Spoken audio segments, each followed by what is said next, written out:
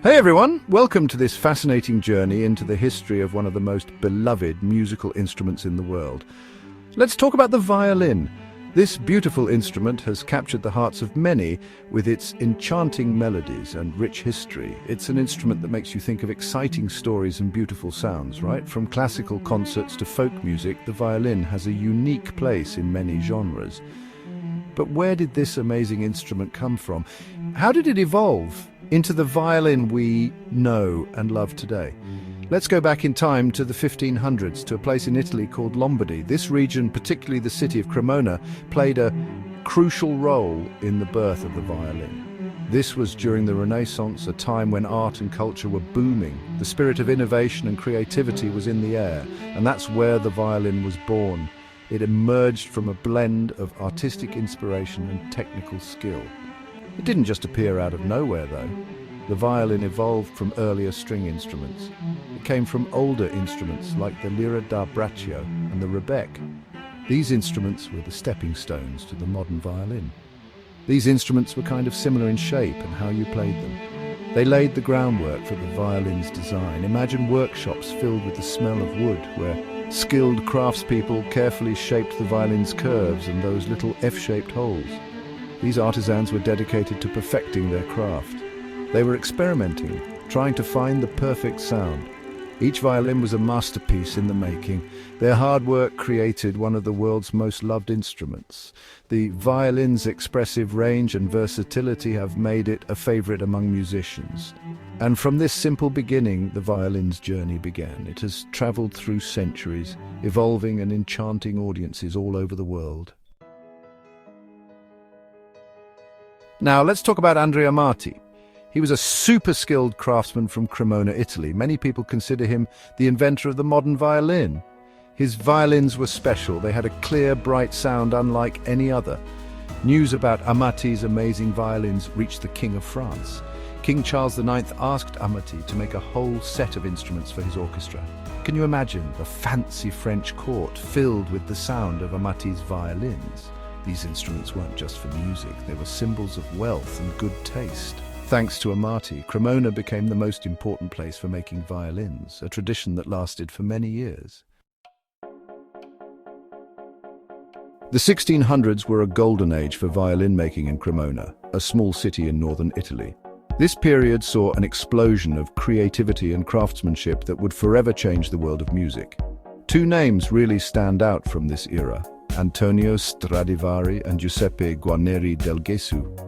These master luthiers were not just craftsmen, they were artists whose work transcended their time. Stradivari was incredibly precise, and his violins are famous for their rich and powerful sound. His meticulous attention to detail and innovative techniques set his instruments apart. Some of his violins, like the Messiah and the Soil, are considered the best violins ever made. These instruments are revered for their unparalleled quality and have become legendary in the world of classical music. Guarneri, on the other hand, was a bit more of a rebel. His approach to violin making was less conventional but equally impactful. He made violins with a raw, exciting sound that the famous violinist Paganini loved. Paganini's preference for Guarneri's violins speaks volumes about their unique character and appeal. His violins, like the Canon and Lord Wilton, have a unique energy. These instruments are celebrated for their bold and dynamic sound, which continues to captivate musicians and audiences alike. These masters, along with other talented craftspeople, made Cremona a center of creativity. The city's workshops buzzed with activity, producing instruments that would define the sound of an era. They pushed the limits of what was possible, shaping the sound of music for centuries. Their legacy lives on as modern violin makers still look to Cremona for inspiration and guidance. The Baroque period, from around 1600 to 1750, was when the violin really became a star. Composers like Johann Sebastian Bach and Antonio Vivaldi wrote music that showed off everything the violin could do. Bach's music for solo violin is still some of the most difficult and rewarding music ever written. Vivaldi's Four Seasons uses the violin to paint musical pictures of nature, showing how it can make you feel all sorts of emotions. The violin wasn't just a background instrument anymore. It was the star of the show. Its beautiful sound, once only heard in royal palaces, started filling concert halls and opera houses, captivating everyone. In the 1800s, violinists became like rock stars, and the biggest name was Niccolo Paganini. He was a real showman, amazing audiences with his incredible skill and charm. He played super fast, used special techniques, and made the violin do things no one had ever heard before. People even said he made a deal with the devil to be so good. Paganini wasn't just a performer, he inspired other composers to write music that pushed the limits of what the violin could do. He showed everyone the magic of the violin. The violin's story didn't stop with classical music. It has evolved and adapted, finding a place in a multitude of musical genres across the world. It's so versatile that it fits into all kinds of music, from the soulful strains of blues to the energetic beats of rock. The violin has shown its incredible adaptability.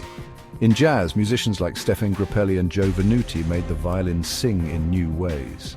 They brought a new dimension to jazz, blending the instrument's classical roots with the improvisational spirit of jazz.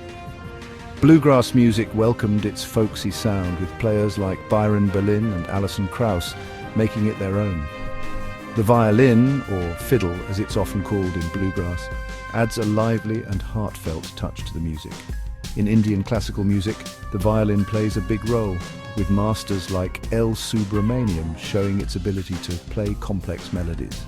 The instrument seamlessly integrates into the intricate rhythms and scales of Indian music.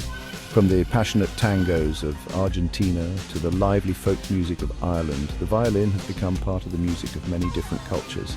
Its ability to convey deep emotion and vibrant energy makes it a universal instrument. It's proof that music can bring people together, no matter where they come from.